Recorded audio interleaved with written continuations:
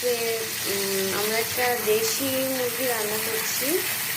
প্রথমে এখানে পেঁয়াজ, তেল আর কিছু গরম মশলা দিয়ে আর টমেটো দিয়েছি। মুরগিটাকে একটু হালকা আমরা ভেজে নেওয়ার মতো করে রান্না করছি। দেখেন কি সুন্দর একটা কালার এসে গেছে। এরকম একটা কালারই ভাবছিলাম যে এরকম একটা কালার আসবে। এখন এখানে একে একে সব ধরনের মশলা, যেমন হচ্ছে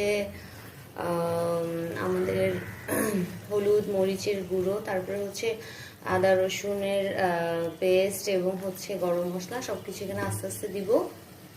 এখানে একটু মশলাটা কষে যাওয়ার পর একটু লবণ দিয়ে দিচ্ছি। এখানে আমি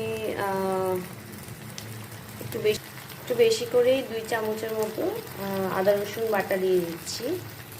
কাঁচা জিরে বাটা দিচ্ছি, কারণ পরে হচ্ছে আবার শুকনো জিরে ভাজা যেটা সেটা দিব। হলুদ দিচ্ছি, এটা ছাড়া তো আমাদের রান্নাই কমপ্লিট হবে। মরিচের গুঁড়ি দিয়ে দিচ্ছি। দেখেন কালারটা কি সুন্দর আসছে। এখানে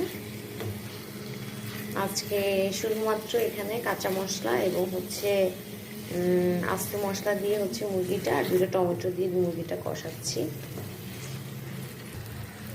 আমরা এখন একটু কষানোর জন্য ঢাকনা দিয়ে দিব এখানে।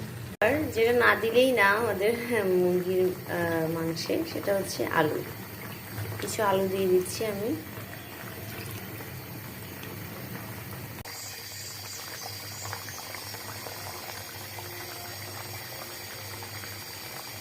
তারপরে হচ্ছে ঐতিহ্য এবং পরম্পরার সাথে খুবই সামঞ্জস্যপূর্ণ হয়।